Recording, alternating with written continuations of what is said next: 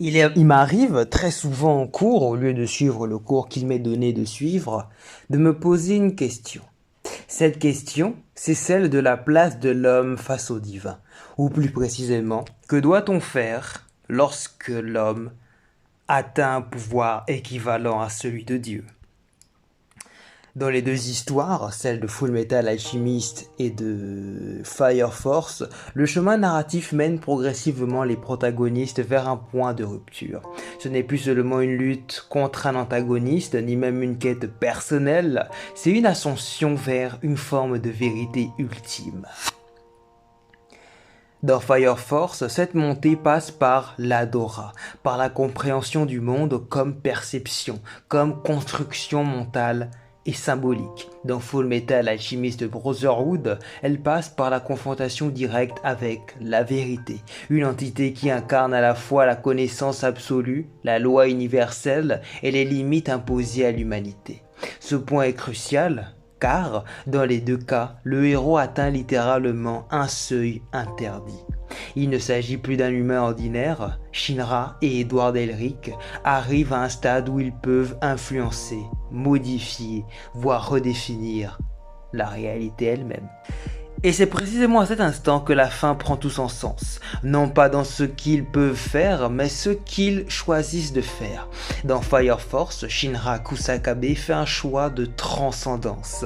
Il ne rejette pas le pouvoir divin, il ne le craint pas, il ne cherche pas à s'en détacher.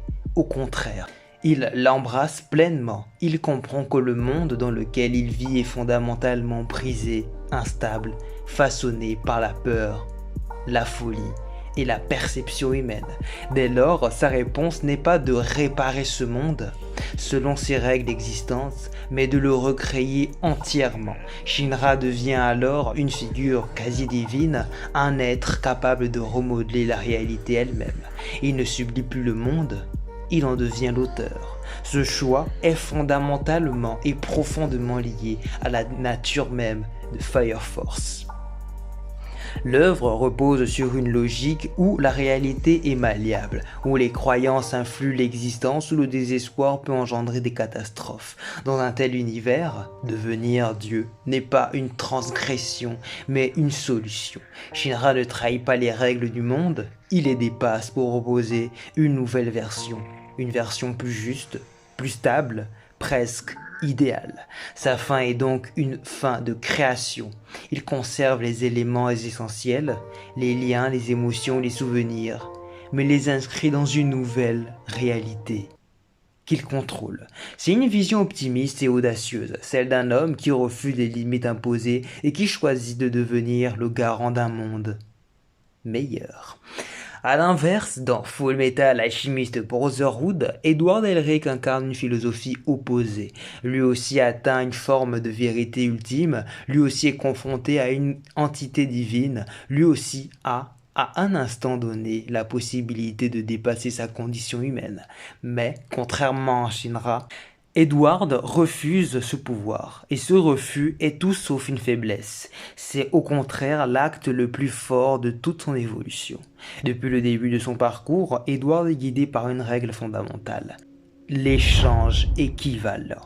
Tout a un prix, rien ne peut être obtenu sans sacrifice. Cette loi structure non seulement le système d'alchimie, mais aussi la morale de l'œuvre. En voulant ramener leur mère à la vie, Edward et son frère ont tenté de contourner cette règle, et ils en ont payé le prix. Toute l'histoire est une tentative de réparer cette erreur. Mais la véritable leçon n'est pas simplement de corriger le passé, elle est d'accepter les limites de l'humanité. Lorsqu'Edward fait face à la vérité, il comprend enfin que la véritable transgression n'était pas d'échouer, mais d'avoir voulu jouer à Dieu. Et au moment décisif, il choisit de renoncer à ce qui faisait sa force, l'alchimie. Il abandonne son pouvoir pour récupérer ce qui compte réellement, son frère.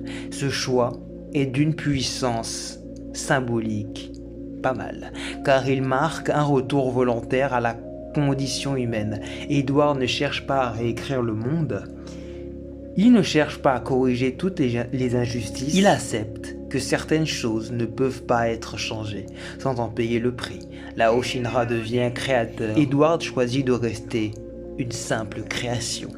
Cette opposition révèle deux visions du monde profondément différentes. Fire Force propose une réponse où l'homme peut-être, doit dépasser ses limites pour sauver ce qui peut l'être. Full Metal Alchemist, au contraire, affirme que la véritable sagesse réside dans l'acceptation de ses limites. L'un voit dans le divin une opportunité, l'autre y voit une tentation dangereuse. Mais ce qui rend ces deux fins aussi fortes, c'est qu'elles ne se contredisent pas.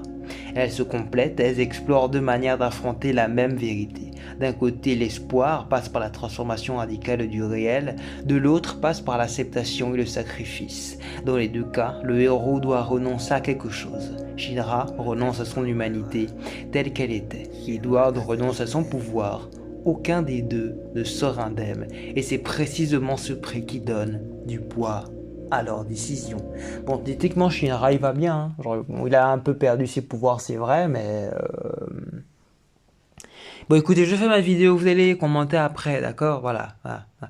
Shinra répond en devenant Dieu. Edward répond en refusant de l'être. Et c'est dans cet écart, dans cette tension entre transcendance et humilité que naît toute la puissance et toute la beauté de ces deux fins de shonen.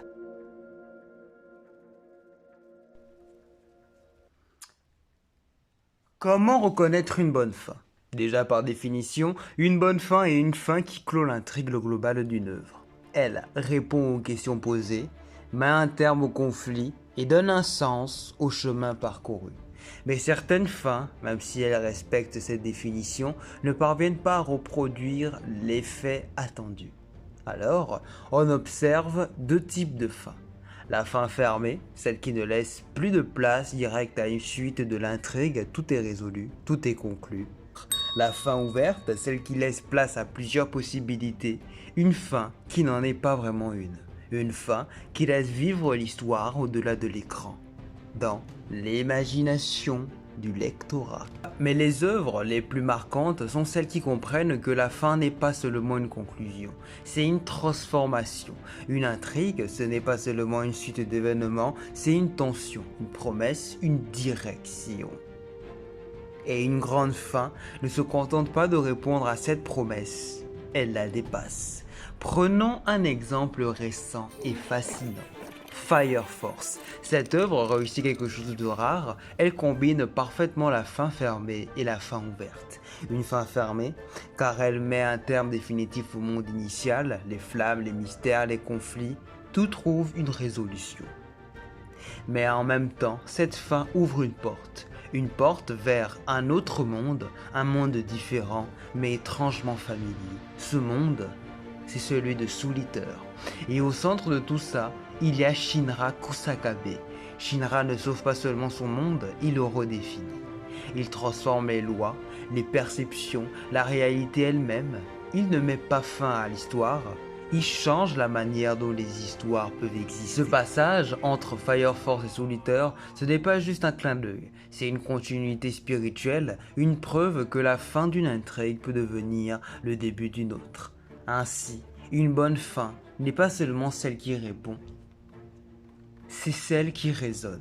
Elle peut fermer une porte tout en laissant une fenêtre entrouverte. Elle peut conclure une histoire tout en donnant naissance à une légende. En bref, une fin qui s'arrête n'est pas toujours achevée. Une fin qui inspire devient éternité. Clore une intrigue, c'est figer le passé. Mais ouvrir un monde, c'est le faire respirer. Car au fond, une fin n'est jamais vraiment fin. C'est juste une histoire qui change de chemin. Merci à tous d'avoir regardé cette très courte vidéo sur... J'ai bien aimé Fire Force. Bon, on va pas se mentir, au niveau de la saison 2, c'était un peu nimp. Mais le reste, ça allait dans l'idée. Bon, après moi, j'avais surtout fini le manga, l'animé. J'ai suivi aucun épisode de l'animé.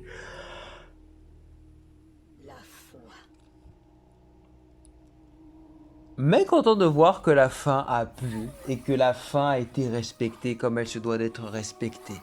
C'est une fin que j'aime, qui je trouve plutôt pas mal, on va pas se mentir, c'est une des meilleures fins qui puisse exister. Et j'ai voulu en faire une mini vidéo qui parlerait un minima de ce qui s'est passé. J'espère que cette très courte vidéo vous a plu, c'était une petite apparition comme ça. On se dit à la prochaine pour une prochaine vidéo. Bye.